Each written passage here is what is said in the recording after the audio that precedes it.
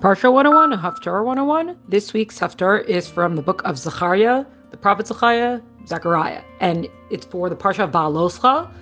In this week's Torah portion, there's a few things that go on, but what the Torah portion opens up with is the lighting of the Menorah and the instructions that Aaron the high priest, was given about in regard to lighting the Menorah. And so this week's Haftarah has a few parts to it. The general idea is that Zechariah is one of the last prophets of biblical times, one of the last recorded prophecies, the books of prophets that we have, etc.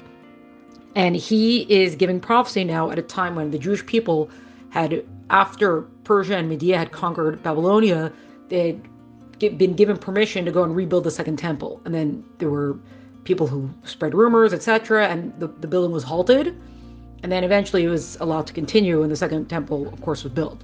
So Zechariah is giving a prophecy during this time, saying, for now, in that time, as in, not everything's going to work out, but also, of course, messianic and future prophecy. And it starts with saying, rejoice, the daughters of Zion, God's going to dwell in your midst, etc. This great happiness and praise and such. And then it goes into the story about Joshua the high priest, who was the first high priest of the second temple. And it says he's standing there, and all of a sudden the Satan, Satan, the accusing angel, comes and is like, look at his filthy garments, and what is he doing here, etc. And the general interpretation of that is that it's seen that Joshua, this high priest, had sons who intermarried. But God says back to Satan, he says, was he not pulled from the fire, this one? Because Nebuchadnezzar had thrown him into a fire. Basically, throwing Jews into burning fire ovens is a very old practice. So he had thrown him in because there were these false prophets, and they thought that if he would be thrown in with them, they would be saved, etc. But they weren't, and he was saved. So he said, look, he's righteous. He survived the fires. So maybe he has these dirty garments, quote unquote, as in maybe his sons had gone astray and he didn't do enough to prevent them from going astray. But that's going to be rectified. And it says, look, he now has clean garments. And that's understood as either the sons separated from their wives, they came back, they repented, etc. And the other thing that God is saying is, like, you're standing, you're trying to accuse someone who's endured the hardships of exile, like, quiet. Shh. So that's what it starts with, and it talks about now. So now the high priest is, he's restored to his clean position, and put this turban on his head, etc. Talks about it. If you're going to follow what you're supposed to be doing, then the priesthood is going to stay with you, etc. And then it changes once it finishes telling this whole story.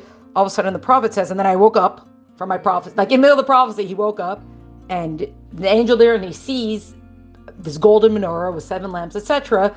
And the whole process of the oil, there's olives, and they're being squeezed by themselves, and then it's filling up the menorah, and it's being lit by itself. There's this whole process. There's just like smooth process that's going on, and there's no one who's making the process happen. He's like, what am I seeing? He's like, well, you don't understand what you're seeing? This is what the end of the prophecy is, that the general idea is that you see how everything's happening so smoothly, and it's all just, everything's going according to the way it should, and we don't necessarily see anybody pushing these things to happen or forcing things to happen. This is going to be the ease with which the second Beis HaMikdash will be built, and also eventually in Messianic times. So the second Beis HaMikdash, here it mentions someone named Zerubbabel, that he was a leader of the Jewish people and really spearheading the whole effort of making sure that the second temple was going to be rebuilt. And he's saying, you see how he's able to just set everything in motion, and it's not by force, and it's not with armies, etc. They're rebuilding the second temple. It's happening all within the correct process, and even the government is going to be helping you in this regard. And eventually, Messianic times, that's going to be the same thing too. And we're going to have the third Beis HaMikdash, not by force, and not with armies and all this kind of stuff, but it's going to be the Spirit of God. God will facilitate it all, because Messianic times is all about peace and prosperity, etc. May it be very soon. Amen.